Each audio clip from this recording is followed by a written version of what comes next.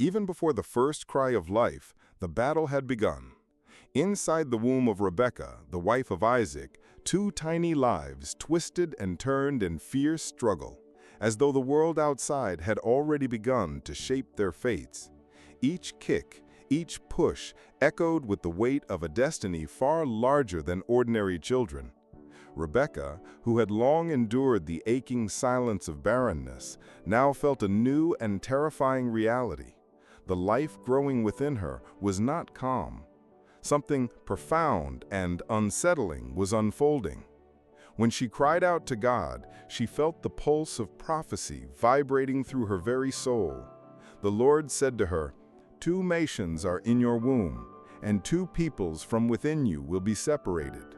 One people will be stronger than the other, and the older will serve the younger." These words clashed violently with her understanding of the world, where the firstborn was to inherit, lead, and carry the family's honor. God's message was unsettling. The natural order would be upended. When the time came, the twins were born with drama marking their entrance into life. The first to emerge was Esau, his skin red like the dawn, his body covered in a thick coat of hair, rugged and strong.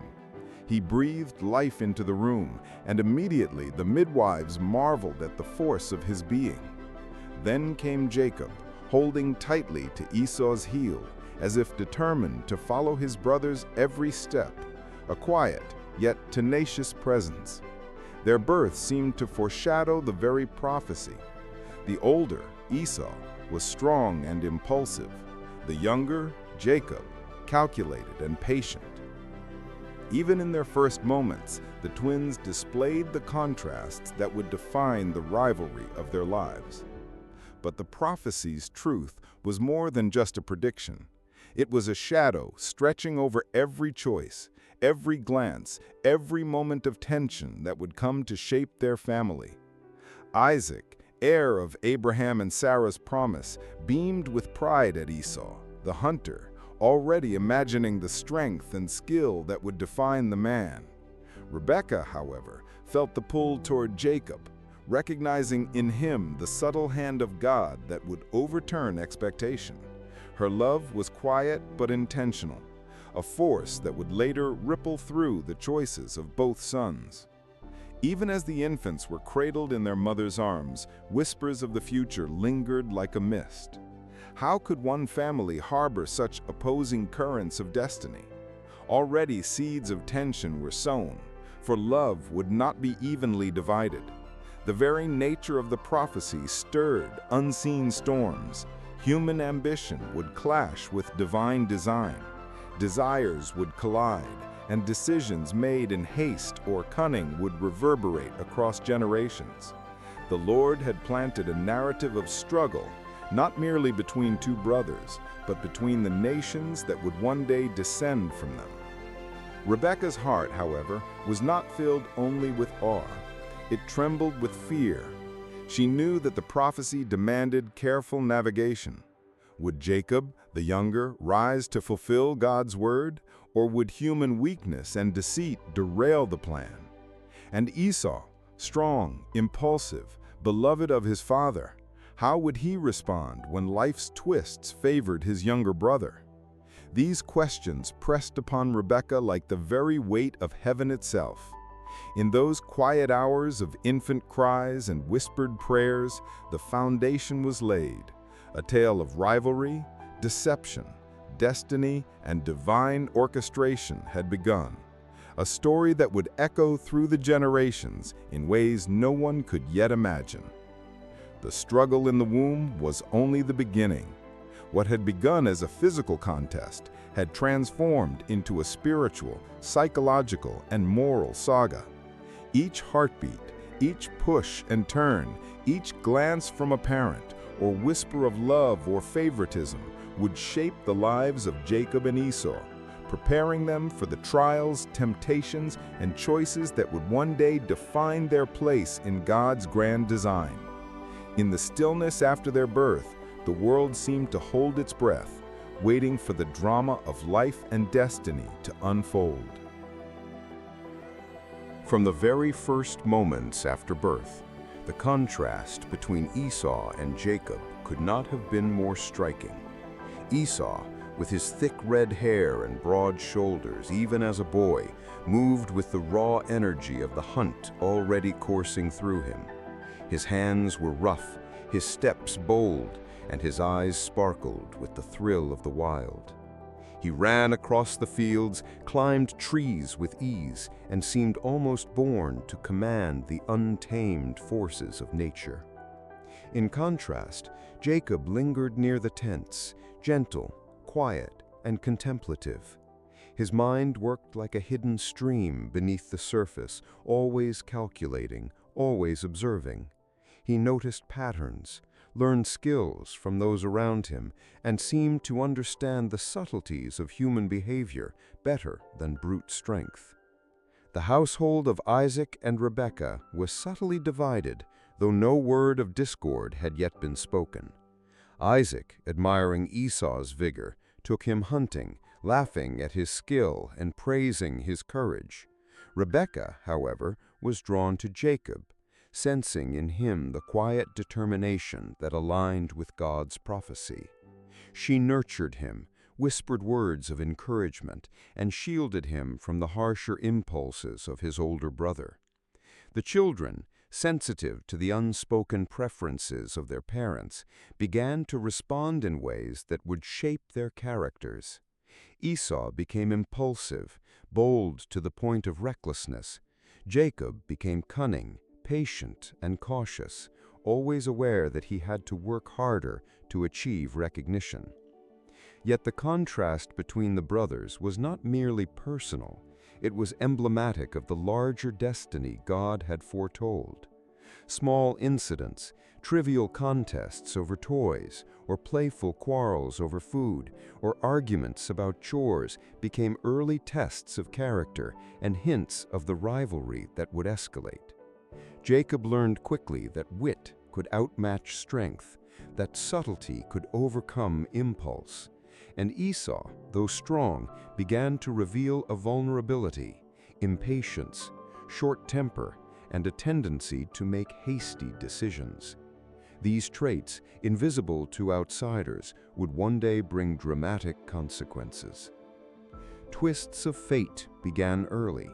One afternoon, as Isaac prepared a simple meal, Esau returned from the fields, famished, and instinctively demanded his father's blessing.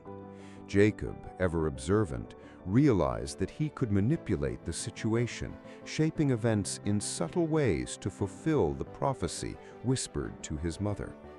Rebekah, sensing the opportune moment, began to weave plans that would forever change the lives of both sons. The seeds of deception, carefully nurtured, were planted in the fertile soil of familial tension. Even in these early years, the emotional landscape of the family was complex. Esau's affection for his father was deep and sincere, but it came with pride and impulsivity. Jacob's bond with his mother was equally deep, but carried with it a burden of expectation and secret ambition. Each brother acted within the framework of parental influence, yet their personalities set them on a collision course with destiny. By the time they were approaching adolescence, the rivalry was no longer subtle. The differences that had seemed charming in youth now carried the weight of consequence. Esau's reckless bravado could be admired by others, but threatened his long-term security. Jacob's quiet scheming, though unseen, hinted at a cleverness that would enable him to outmaneuver even those closest to him. And while the children played, laughed, and argued, the shadow of God's prophecy loomed over every action, a silent reminder that human decisions would intertwine with divine purpose in ways neither brother could yet understand. The stage was set. In the tension between impulsive strength and quiet cunning, between love and favoritism, between destiny and human choice, the drama of their lives had begun. The first significant twist, the selling of the birthright, was on the horizon. promising to test not only the brothers' characters, but the moral fabric of the family itself. Each glance, each word, each subtle action carried the weight of consequences yet to be revealed. And as they grew, the subtle rivalry of childhood would soon erupt into choices that would echo through history. The day had begun like any other, with the sun climbing slowly over the hills of Canaan. But fate had a twist waiting in the shadows. Esau, now a young man of robust strength and fiery temperament, returned from the fields, every muscle aching, his clothes streaked with the dust of the hunt. Hunger gnawed at him like a relentless beast. As he entered the tent, he smelled the rich aroma of lentil stew simmering over the fire.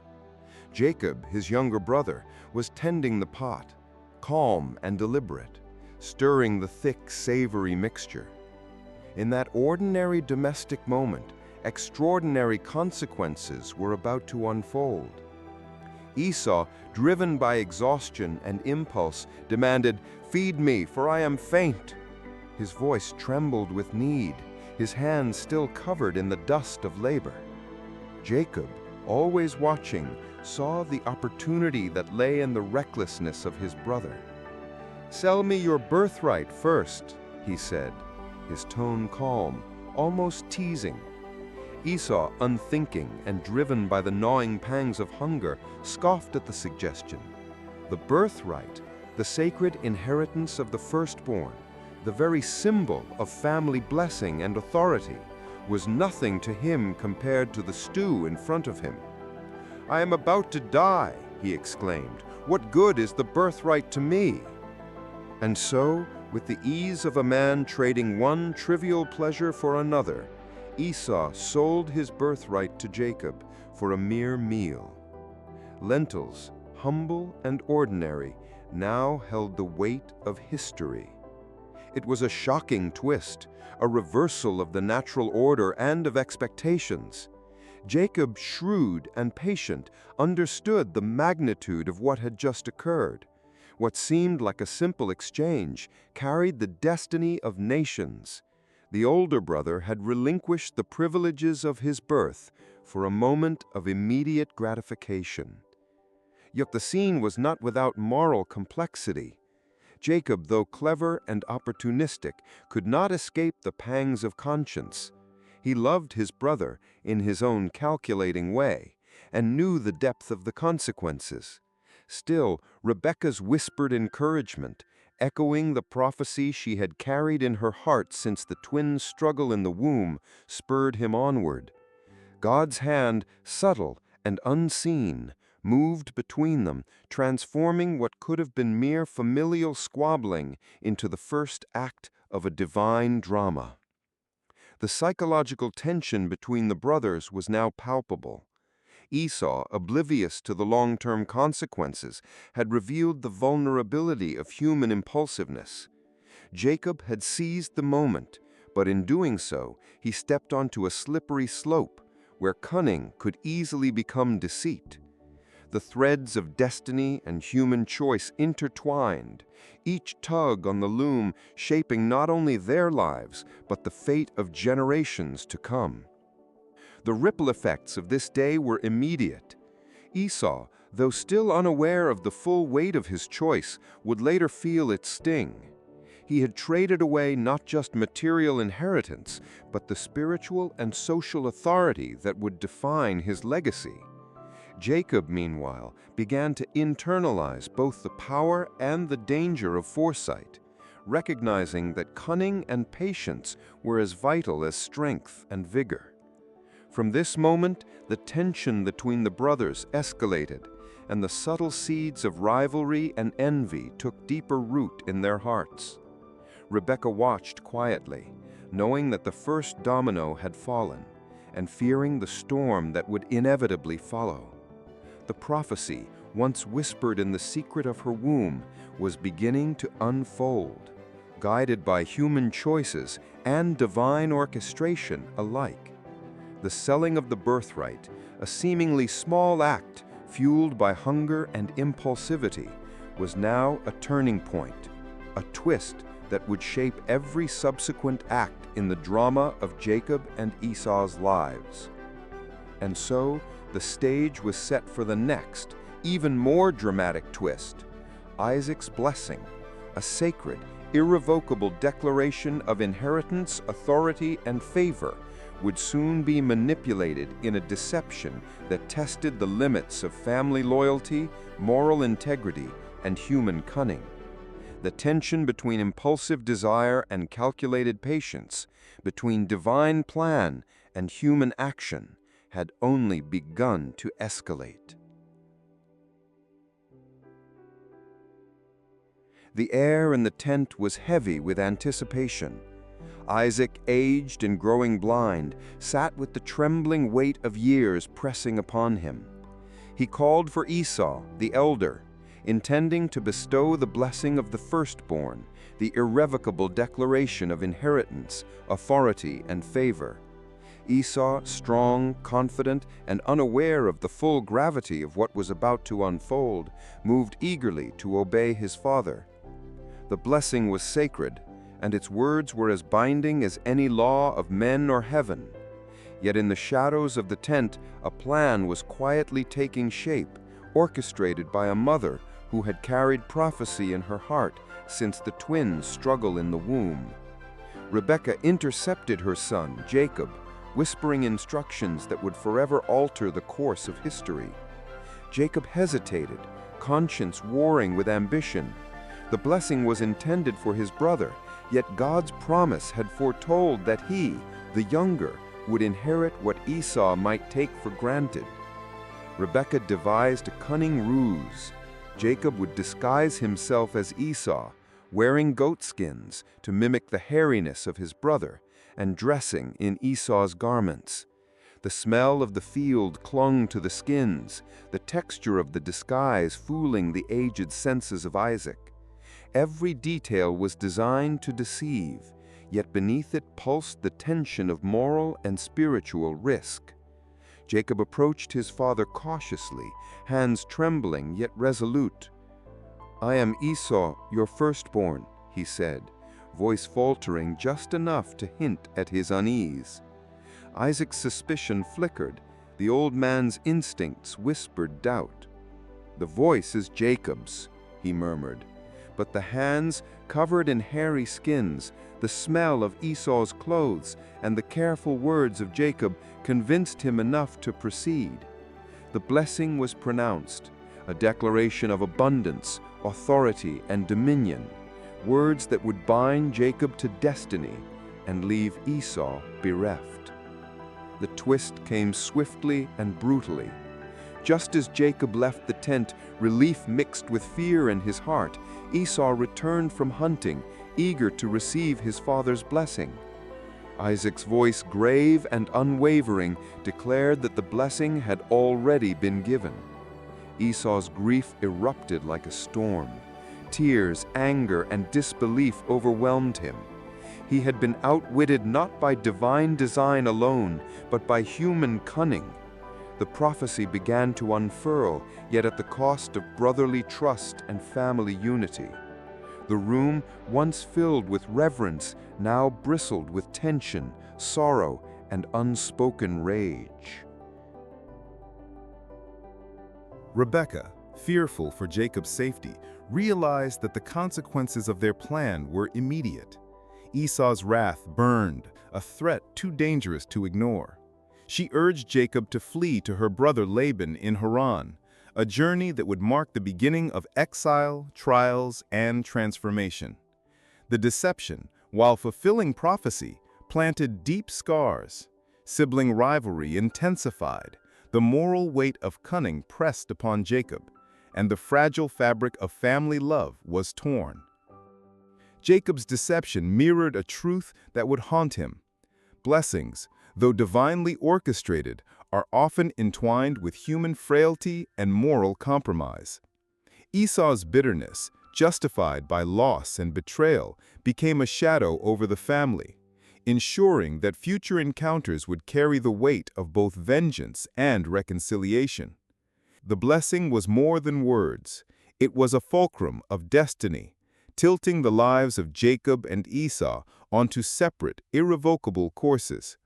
The stage was set for Jacob's flight into exile, where dreams, divine encounters, and the unfolding of God's plan would test his courage, patience, and faith. The moral and emotional tension of that day would echo through every step he took, shaping not only his destiny, but the destiny of generations to come. Fear clung to Jacob like a shadow. The anger of Esau burned too brightly for him to remain in the land of Canaan, where every familiar hill and tent reminded him of the theft, of the blessing that now belonged to him, and of the brother whose vengeance he could not yet measure. Rebekah urged him to flee to her brother Laban in Haran, far from the reach of Esau's wrath. And so, under the veil of dawn, Jacob packed what he could carry, his heart pounding, the enormity of his flight pressing down on him. The road ahead was uncertain, lonely, and fraught with peril. Wild animals, rugged terrain, and unknown strangers awaited him at every turn. Yet, amidst the fear, a quiet determination arose. Jacob's mind, sharp and cautious, weighed each step carefully. He divided his family and possessions as Rebekah instructed, sending gifts ahead to Esau in hope of appeasement, each gift a fragile olive branch in a storm of anticipated violence. And then, in the dead of night, Jacob lay down to rest on the uneven earth, using a stone for a pillow. Alone and vulnerable, he felt the full weight of his fear, yet a subtle presence, as if unseen eyes were watching, guiding, and whispering reassurance. It was in that fragile darkness that Jacob dreamed. A ladder stretched from earth to heaven, its rungs brimming with light, and angels ascended and descended, moving in a rhythm both terrifying and beautiful. God's voice resonated within the dream, steady and eternal. "I am the Lord, the God of your father Abraham and Isaac. The land on which you lie I will give to you and your descendants. Your offspring will be as countless as the dust of the earth, and through you all nations will be blessed. I am with you. I will watch over you wherever you go, and I will bring you back to this land." The words settled in Jacob's heart, mingling with his fear and uncertainty, planting seeds of courage, faith, and resolve. When Jacob awoke, he was shaken but enlightened. The ladder, the angels, and the divine promise transformed the earth beneath him. It was no longer merely a path to escape Esau's wrath, but the beginning of a spiritual journey. He anointed the stone on which he slept, naming the place Bethel, House of God, acknowledging that even in flight, divine providence had guided his steps. The dream clarified a truth he could not ignore. Though human cunning had brought him this far, it was God's hand that would sustain him, shape his destiny, and secure the promises made to his forefathers. Jacob's flight became a crucible, forging his character in the fires of fear, isolation, and divine encounter. Each step toward Haran was both literal and spiritual, a journey through unknown terrain and the inner landscapes of conscience, faith, and morality. The lessons of patience, humility, and dependence on God began to shape him, slowly transforming Jacob from the cunning youth who had stolen a blessing into a man capable of recognizing, respecting, and carrying the weight of divine promise. Even as he traveled, the tension between past and future pressed on him. Memories of Esau's fury, of the stolen blessing, and of the mother who had guided his deception mixed with the vision of angels and the voice of God. Jacob was caught between human fear and divine assurance, between fleeing and confronting, between the cunning that had defined his youth and the faith that would define his adulthood. The road ahead was long, and Jacob knew that trials, tests, and lessons awaited him in Haran, where love, labor, and more twists of fate would challenge every part of his being. In that night of dreams and revelations, Jacob began to understand that life's most profound journeys often start in fear, uncertainty, and flight. What seemed like mere escape was in truth the first step toward the man he was meant to become. The ladder, the angels, and God's promise transformed fear into faith, dread into direction, and exile into a pilgrimage of destiny. Jacob's journey led him to Haran, a land of strangers and opportunity, yet fraught with uncertainty. The mountains and valleys of Canaan receded behind him, replaced by foreign sights, sounds, and customs. His heart was heavy with the memory of Esau's wrath, the stolen blessing, and the weight of prophecy pressing upon him. But Jacob's spirit, tempered by the latter dream at Bethel, carried a quiet hope. He found his way to the well outside the city, where flocks rested in the golden light of afternoon. There, by chance, or perhaps divine design, he met Rachel, the daughter of Laban, Rebekah's brother. Her beauty, grace, and gentle presence struck him like lightning. In that instant, Jacob knew he had found the woman he would love, the anchor for the years ahead. Jacob approached Laban, declaring his desire to marry Rachel. Laban, shrewd and calculating, agreed, but with a twist that would echo the very deception Jacob himself had practiced years before. 7 years of labor were promised in exchange for her hand, and Jacob worked tirelessly, enduring long days and nights of back-breaking toil.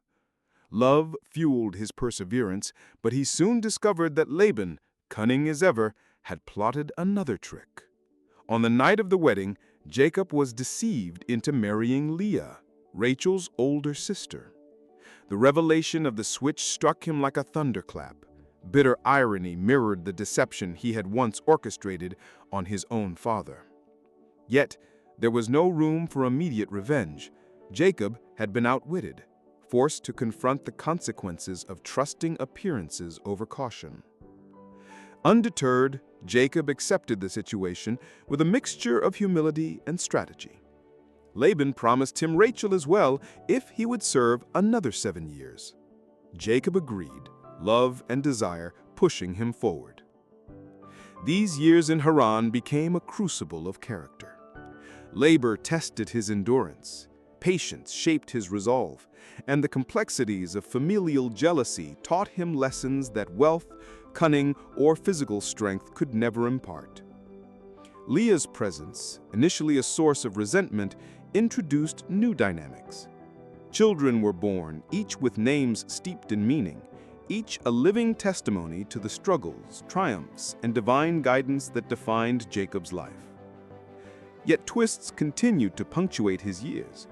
Rachel's barrenness contrasted with Leah's fertility, stirring tension and sorrow.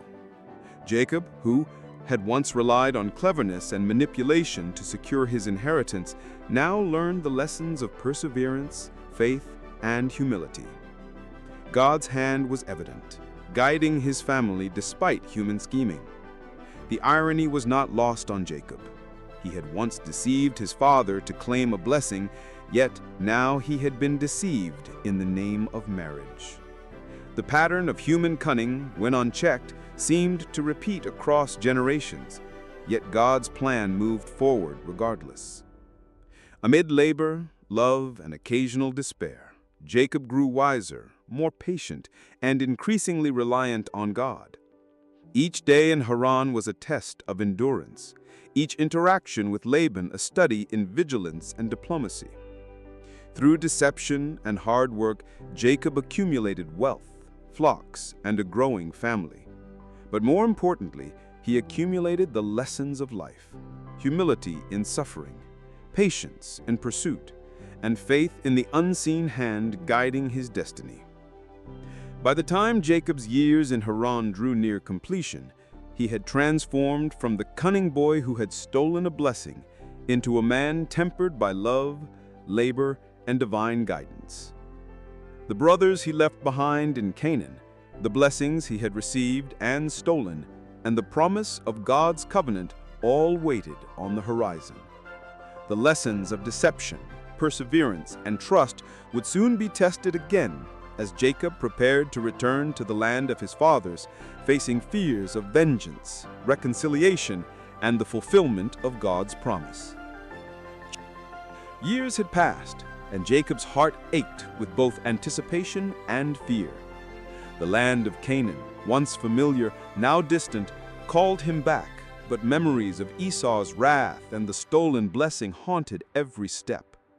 The lessons of Haran, the toil, the marriages, the children, and the divide encounters had transformed him, yet the prospect of facing his brother stirred the old fear that had first sent him fleeing.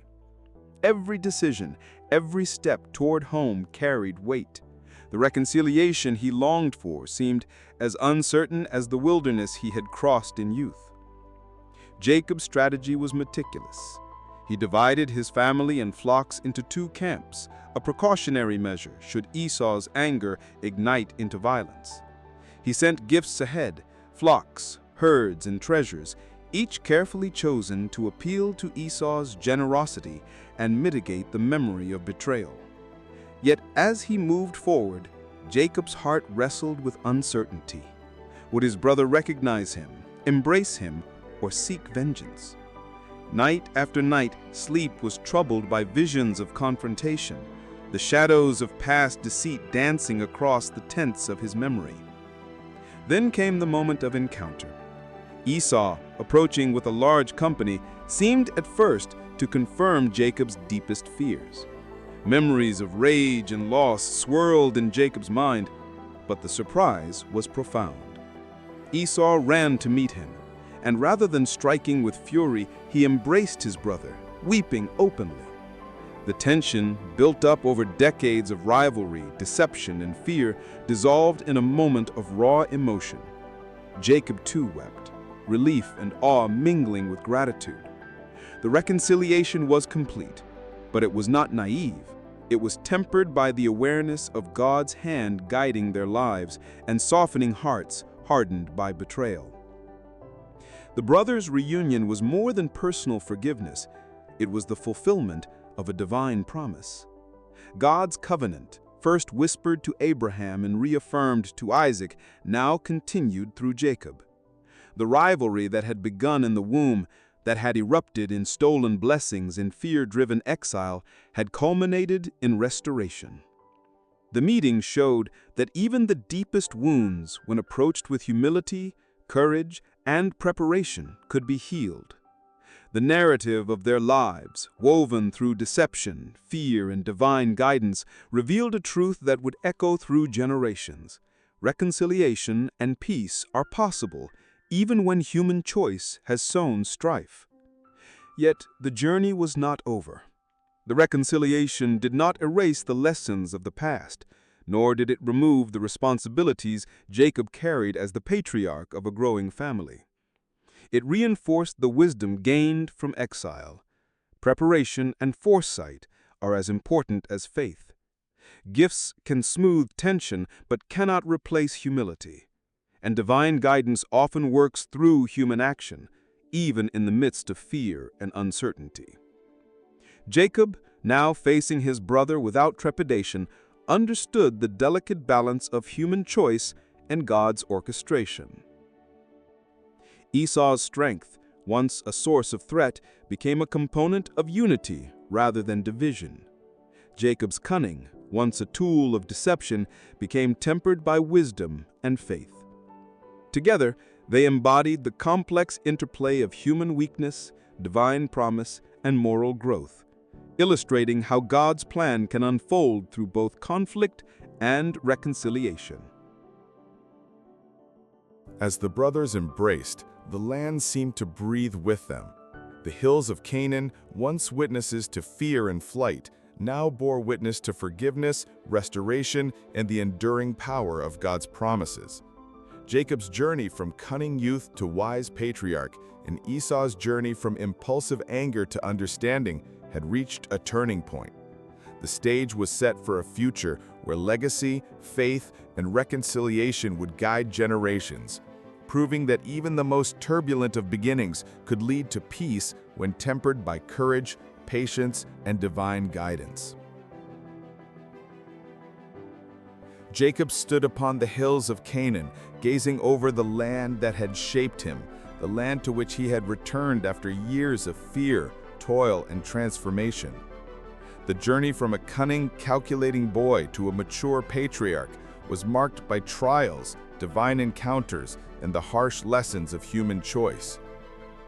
He reflected on the twists of his life, the struggle in the womb, the rivalry with Esau, the selling of the birthright, the deception of Isaac's blessing, the exile to Haran, and the trials of love and labor. Each step, whether marked by fear, cunning, or perseverance, had woven a tapestry of growth, faith, and destiny. Esau, once a brother consumed by anger, now stood beside him, embodying the unexpected mercy of reconciliation. The prophecy had been fulfilled not through continued strife, but through God's guidance, human patience, and the courage to face fear. The lives of Jacob and Esau revealed a divine pattern. Even human mistakes, deceit, and weakness could serve a larger purpose when placed in the hands of God. Jacob's descendants would inherit both the land and the blessings promised to Abraham, showing that faith, persistence, and moral growth are intertwined with destiny. The lessons of Jacob's life are clear and enduring. Favoritism and rivalry can create deep wounds, yet humility, patience, and courage can mend them. Deception and cunning may bring temporary advantage, but divine guidance and moral integrity ultimately shape the long-term course of life. Impulsive choices like Esau's selling of his birthright have consequences, reminding readers of the value of foresight and discernment. And even in exile, suffering, or deception, God's presence remains, a ladder bridging fear and faith, guiding humanity toward purpose and fulfillment. Jacob's story is not only a narrative of brothers, but also a mirror for every life shaped by conflict, ambition, mistakes, and divine providence. It is a testament to the fact that reconciliation is possible, that lessons can be learned from error, and that faith and perseverance are stronger than fear and impulsiveness. The legacy of Jacob and Esau resonates beyond time, offering insight into human nature, divine promise, and the enduring power of forgiveness. Heavenly Father, we thank you for the lives of Jacob and Esau, for the lessons their journey teaches us about destiny, human choice, and divine guidance. Help us recognize your hand in the twists and turns of our own lives. Teach us patience in the face of fear, humility in moments of success, and courage in times of uncertainty. Guide us to forgive those who have wronged us, to seek reconciliation where there is conflict, and to trust that your plans, even when unseen, are perfect. May we learn from their story to act with wisdom, walk in faith, and embrace your promises with steadfast hearts. Let the lessons of love, perseverance, and integrity illuminate our path, shaping us into vessels of your peace and purpose. In your holy name, amen. God's word doesn't spread by accident. It spreads through faithful people like you. If you watch and walk away without sharing, without subscribing, without speaking, then his message is silenced. Don't let it stop here. Engage and let the word move forward.